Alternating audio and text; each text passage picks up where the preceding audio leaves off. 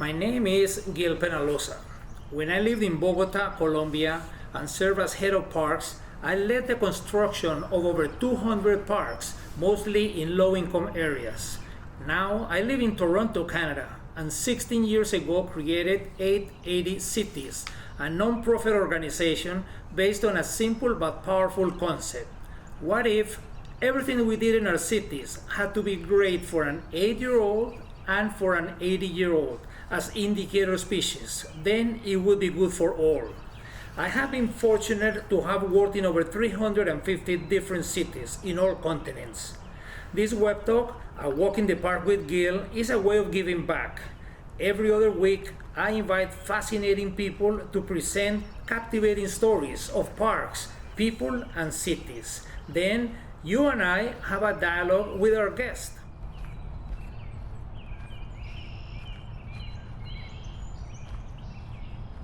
Welcome. I thank you very much, all three of you, for having accepted the invitation. And we have people from all over the world very interested in what you have to share. Hola, Sanbonani, Dumelang. We are in the middle of our summer, so a big hello from South Africa. I am Jenny Moodley, responsible for, and I should share the screen as we talk. I'm responsible for stakeholder relations, public relations, and customer relations in the City of Joburg for Johannesburg City Parks. I've been with the City of Joburg for nearly 30 years, 20 of which, so that's a whole 2 decades at City Parks. I've had the wonderful opportunity to see the city evolve from the first democratic elections all the way to dealing with our huge concerns regarding addressing the disparities. We had a euphoria around the 2010 FIFA World Cup. So a lot of the programs that we initiated commenced during that time. And it's so glad to see so many familiar faces here. Thank you, Jill, for the opportunity. So yes, it's purple season in Joburg. It's raining purple. The jacarandas are in full blossom. We are a mega city. We have a population of between 5.9 million people, but of course that's an official population. We have increased number of undocumented individuals. This is cross-border migration, largely due to the economic opportunities in the city of Joburg, which is considered the melting pot of the continent. And again, we're dealing with all these associated issues around that. COVID, during the hard lockdown, we had to deal with many of the issues relative to COVID. City Parks, similar for other cities, was faced with the hard lockdown. Our parks were immediately closed. There was a public outcry, and thankfully to new data, we're finding that there's a huge role for parks for people affected and impacted by the COVID pandemic. There's new data showing that we should have more, we should encourage people outdoors, and I think we have taken that opportunity. We're also seeing in terms of that the increased number of users. This is the mayor walking through one of our nature reserves. There was always some reluctancy from many of our residents from marginalized communities to use some of our facilities. We know this was part of our historical baggage. As you know, South Africa came from an apartheid legacy. So very often you would find that residents in marginalized areas preferred to stay in their respective communities than explore some of these sprawling multifunctional parks. So we saw, as with any inherent in every risk, we saw the opportunity to encourage our users to come outside and, if not picnic, then at least with your mask and your water bottle to walk through our parks. So this is really the map of Johannesburg, and it shows the number of trees in the city. So as you can see, as with all cities which evolve from the center, there's a huge green canopy. Sadly, that canopy only favors your historically developed areas, your wealthy suburbs. We're having to, as part of the city and our constitutional requirement, we're having to address those disparities. We've got a number of tree planting programs on the outskirts of the city, and we've made some inroads, but as you can imagine, it's a process we've commenced with. It's going to take a few years to address those disparities. This, as you can see, is two worlds in the city of Joburg. You've got the low-cost housing at the bottom, and you've got over 244 informal settlements in the city of Joburg. Now, in terms of our mandate, we need to make sure that every person has access to parks for their health and well-being. And the concern is, how do you go into an area that is not structured, and you need to put in place a proper park that is safe for everybody to use and is accessible to everybody. So come 2010, which is where our real we catapulted our greening programs. The 2010 FIFA World Cup happened in the city of Joburg.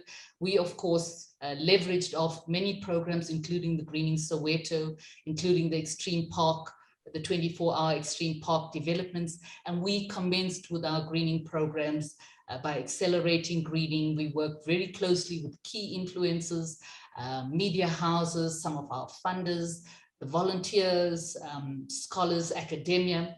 And yes, as we said, while there was so much that was done since then, there's still so much more to do. So the two big initiatives, of course, was the Greening Soweto campaign, and that saw a series of parks. We were unveiling a park a month in the city, multifunctional parks with outdoor gyms, with water features, paved pathways, lots of soccer-themed facilities. And we found that there was this new revival in the city. It also acted as a catalyst for socio-economic empowerment. We saw once we put a park adjacent to a household, their residents started to beautify their own gardens. They started to renovate their homes. They started to talk to their neighbors about litter. And we found a more cleaner scenario, a litter-free scenario unfolding in many of our parks. We also took the opportunity to build civic ownership and pride by leveraging on our very rich struggle history in the city of Joburg. And as you know, to Kosa Park, we basically invited big brands. Madiba himself, under the Greening Soweto banner, arrived in one of our parks. He planted a tree. And of course, he sent out a very strong message about the importance of taking care of our environments. Similarly, we had the likes of Lionel Richie, and yes, he gave us a big hello as part of the Greening Soweto endorsement. He endorsed the program, and that saw many companies just getting on this bandwagon of greening the city. We planted over 200,000 trees in the build-up to 2010. We beautified main arterials. We started to build a greater sense of civic ownership. We saw people that generally didn't utilize the parks, your grannies, your domestic workers. They were coming out, exercising, having their morning exercise routines. We call it the club, where you basically say, we call it a stokvel in South Africa. So the stokvels were coming out early in the morning, utilizing these parks, having their conversations about their grandkids. And there was a sense of a high level of awareness of why parks were so important. One of the award-winning initiatives was, of course, the 24-hour Extreme Park makeovers. And we commenced that in Wilkehewel, but quickly there was about 11 TV screens. We called it our fan parks. In the build-up to 2010, we knew that many people couldn't afford a ticket into the stadiums. So we had to provide these fan parks. And as part of the fan parks, we put in big screen TVs, we put in soccer-themed parks. But what we did very uniquely was when we did all the hard landscaping in the build-up to the event, but within 24 hours, we did all the soft landscaping. And believe it or not, city parks became known as the 24-hour makeup people. So we started to get huge awards. This is us in Chicago receiving the Gold Award. Prior to that, it was 4 awards in London. We then went to Dongguan in China. So it gave us, and it motivated internally. This was great for the staff as well. We had come from a very demoralized staff complement, and we wanted to take it to another level where our staff came along with us in our strides to make Joburg a healthier, more livable city. However, we quickly found that with our new urgencies, with the planting and so on, that we weren't really making inroads when it came to addressing some of those disparities. We would put in a new park, and as you can see from the image, there was a number of children on one roundabout.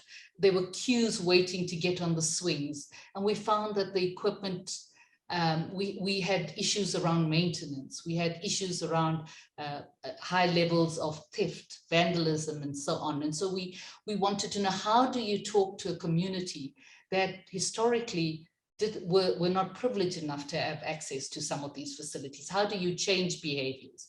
And some of the ones was part of our meaningful consultation. So we knew what the concerns were. It was around crime, litter. We've got a huge displaced community living in some of our parks, and so on. So we decided to engage with communities by going into their public meetings, by going into their churches, going into the bus taxi ranks, and so on. And we wanted to say to communities, you tell us what we want, and we will work with you to make sure we offer you a new park. Tell us what you want. We also included a job creation element, especially for some of the menial work where we found that unemployment is very rife in Johannesburg and in the country. And we knew we need to build ownership, to build greater levels of pride. We needed to bring on board these communities. One of the narratives in Joburg is that if you throw a piece of paper, you are creating a job for my uncle or my dad or somebody else to come on board. And we had to change that narrative to say we couldn't continue with the high levels of litter, illegal dumping, and so on. And what we did was, from a strategic point, work with the waste collection department, and they started to do free waste collection for bulk waste. But there was also an element of putting in place an environmental education unit that was going into schools, that was speaking to children at their morning meetings. We hosted a competition with some of the big petroleum company where they would fund a brand new park for schools. And we started to incentivize some of the changing the behaviors, changing the mindsets. We had to incentivize clean parks. We had to make sure that if you cleaned your park and you were part of our EE program, you could then visit us, the zoo, for example. So these incentives started to come about. And again, we started to make sure we involved the art community. We started to say, what do you want? And work with these communities, not only in terms of branding our bus stations, but putting in murals in our parks and so on. And this continued. Furthermore, we knew graffiti was a huge concern, and we wanted graffiti that wouldn't encourage desecration of walls and graffiti on walls and on top of the existing graffiti. And we seeing some wonderful work along our bus routes. So through the arts, we are able to, again, leverage that to build ownership. We started to work with privileged schools. We started to work with, we call them our Model C, or private schools. We have a 2-school or 3-school system here. You have your Model C, you have your private schools, and then of course you have your schools in indigent areas. So this is one of the initiatives where we involved the children from St. John's, and they came along and helped put together one of our 24-hour makeovers. So again, the city parks will work 3 months in the boardroom, making sure that all the hard landscaping and so on was in place. And on the day, the kids would come across, plant the trees, lay the lawns, and just have one big fun-filled activation together with their peers from other communities. These are some of the big names. We had the IUCN, the World Conservation Union. Once they saw what we were doing, we got funding from them to address disparities. They came through and unveiled a few parks in Soweto. Similarly, for some of the mobile operators in the country, the big banks. And we started to present to the Joburg Stock Exchange on some of our challenges and why we needed the assistance of the private sector in dealing with some of our challenges. And we use the whole offsetting your carbon footprint by planting trees, by developing new parks. And these are some of the companies that were quite involved and worked with us in terms of that, addressing those disparities. We also had to work on the psyche. And so our branding material, we worked on this theme, love yourself, and you'll then love your world. Love yourself and you'll love your parks. Love yourself and you will love your trees and your animals and so on. And we started to use our events calendar. So this is an activation that we used on Freedom Day, using the South African flag to build patriotism, to say, if you could keep your parks clean, you are not only a good citizen, but is it indicative of how much you care for yourself and how much respect you have for yourself. So we started to work under the theme of loving yourself and loving your world. And again, incentivizing that. We brought on board different schools. We started to work with the cycling community. We started to work with the safety and security local security companies to say, as part of your local patrols, can you then patrol some of these parks just to create a higher awareness and increase safety in our spaces? And we do know that just the presence of a safety vehicle in itself can be a deterrent to opportunistic crime. So we started to find that there was a revival in parks. And for us, that was one of the most meaningful outcomes when it came to our whole greening program.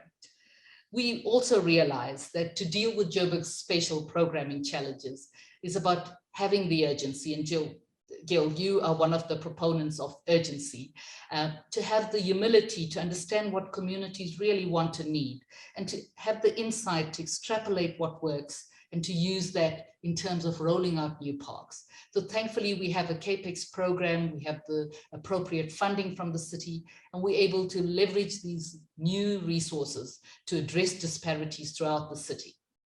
Thank you so much. Jenny, this has been great. I want to thank you for such a wonderful presentation. I'm sure that people have a lot of questions, and I have a few, but it's been very interesting and useful in so many ways. Now we're going to hear about Play Africa. We're going to hear from Gretchen Wilson-Prangley, who is the founder and CEO. And we're going to listen also from Zviko, who's the project manager in charge of placemaking. Once they finish with this presentation, then we'll have a dialogue with the two of them and Jenny as well. And we'll hear also from the people, the participants, through your questions. Hi there, everyone. My name is Gretchen Wilson-Prangley, and I'm the CEO and founder of Play Africa. And I'm Zviko Kanyoka, head of placemaking programs at Play Africa. So thank you so much. Play Africa is Southern Africa's pioneering children's museum and education makerspace. And we're based here at Constitution Hill, which is a former prison that is now a human rights precinct and home to South Africa's constitutional court. But most of the work we do is in communities themselves. According to UNICEF, 71% of children in South Africa don't have access to safe play areas. So Play Africa reimagines how we can transform communities and public spaces across South Africa and Africa to better serve children, providing more of what they need to grow up healthy, happy, and ready for life.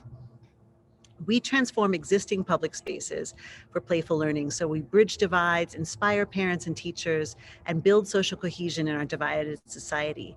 And we're also a research and development engine of scalable innovations that are specifically about education and connecting people, especially that can be scaled and replicated in low resource settings across Africa.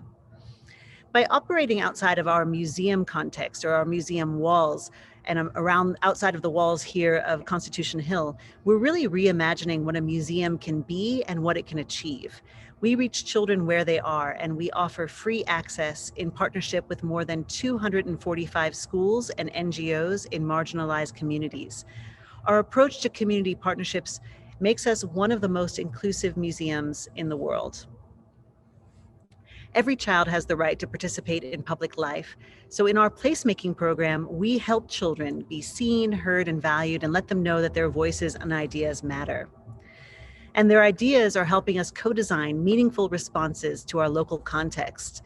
So stepping back a little bit, Africa is the fastest urbanizing continent in the world that's placing enormous stress on the physical, economic, and social infrastructure that exists currently. And over the next 50 years, Africa's urban populations are going to triple with another 950 million people living in cities. And children are going to feel this stress. Africa is already the world's youngest continent, where children under the age of 15 make up 40% of Africa's total population. And by 2050, 40% of the world's children under 5 will live in Africa. And so that really helps put into context the work that we do. These children will and do live in cities with legacies of exclusion, as Jenny mentioned. The infrastructure was designed intentionally under colonialism and later apartheid to perpetuate these social inequalities. Most people do not have access to nearby parks and green spaces that they use regularly, and most need motorized transport to access education, healthcare, jobs, amenities, and other services. These are really strong signals that Africa is actually ideally positioned to develop new solutions that are both locally relevant and globally pioneering. So we're asking ourselves at Play Africa how we can help make our city and all cities more inclusive, safe, and sustainable, especially for children. One of the ways we've done that is in 2016, we partnered with Johannesburg City Parks and Zoo and the UN Environmental Program to create something called The Big Show, which is a book about Lesedi, a young girl who lives in a South African city who discovers the beauty and the magic of the natural world. And The Big Show gets kids in South African cities excited to experience the parks and green spaces around them. It shows how humans impact the environment and the power of working together as a team. It also includes playful activities to children to observe nature and to build awareness about climate change. The success of this book led to the creation of our Nature Hero program later that year. And this playful learning program for kids ages 6 to 10 gets kids into parks to learn about conservation. And as Jenny mentioned, there's a lot of issues that oftentimes children, a lot of stereotypes or conceptions that children bring about parks. We realized right away that many South African children have been taught to fear park environments. And you can see in this very early cell phone photo, one of our first efforts to invite children to build models of what they would like to see in their urban parks and in the outdoors. And in this program where we eventually brought the children into the park environments to observe the natural world, this one little girl, Moodley, who's 8 years old, had entered a park for the very first time. And this is despite the fact the park is right across the street from her school and her apartment complex. So it's for little girls like Moodley that we've continued to be really passionate champions for every child's right to green and safe spaces for children in our city.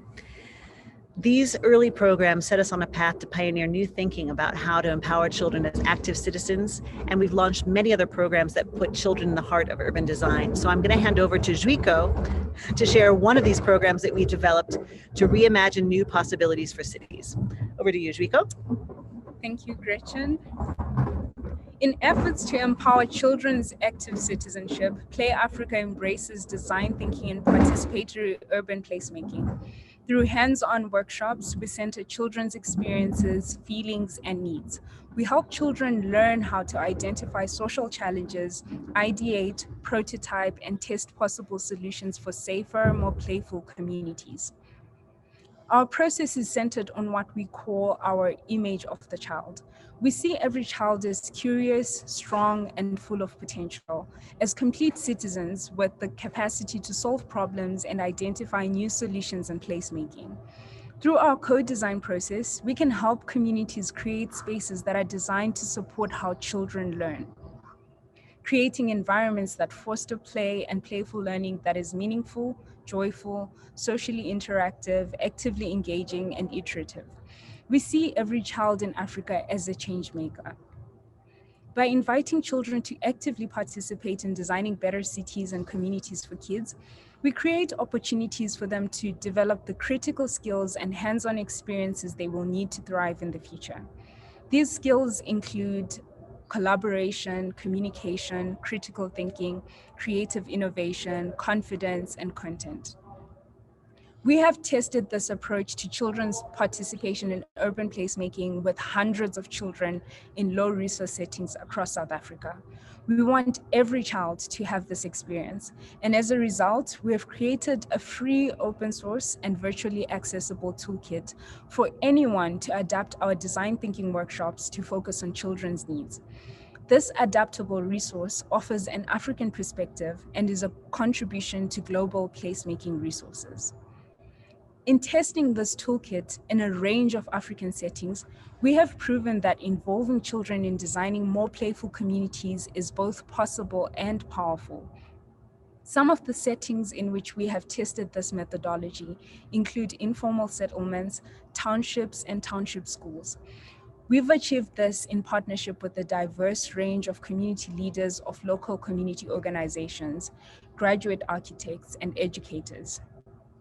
In our engagement with children making use of this approach, it has been a delight to observe children come up with various observations, ideas, and insights that can lead to significant transformations in their communities. Some of the challenges children shared highlighted both major and subtle ways in which they are designed out of the city. These included a lack of pedestrian-friendly avenues and streetlights. Some noted noise pollution, busy and unsafe roads, and unregulated transport services. High crime rates were also a common concern and sometimes correlated to the lack of social services for the homeless and individuals struggling with drug addiction. Several exciting innovations also came up, from sky-gazing pods to animal shelters combined with playscapes to specific ways streets could be made more playful and walkable. We learned that some children had developed negative associations with trees and nature due to the stories about the natural environments that surrounded them. One informal settlement did not have trees anywhere in yards, streets, or public spaces, but adjacent to the informal settlement is a thick forest, which is notorious for criminal activities. Our approach makes it possible to gather insights such as these that speak to how cities deny children safe exploration, thereby disconnecting them from their living environments. Conventional play environments were also a common feature, such as soccer fields. As you can see, children are change makers, and at Play Africa, we are passionate about creating playful learning landscapes. Every child has the right to play, learn, and grow in communities that support and value their unique needs and offerings as children.